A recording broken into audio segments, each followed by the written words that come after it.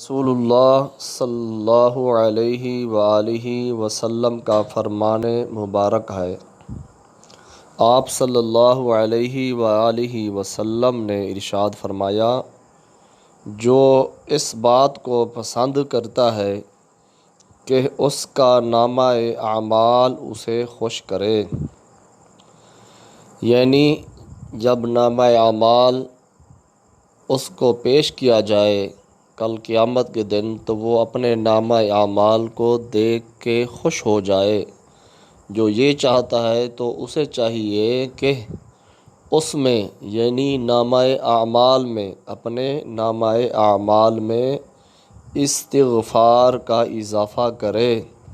ہمیں بھی چاہیے کہ دن میں 300 دفعہ استغفار کی تسبیح پڑھیں، یا کم از کم 100 دفعہ تو دن میں ضرور استغفار پڑھنا چاہیے۔ اللہ تبارک و تعالی ہمیں استغفار کی توفیق عطا فرمائے۔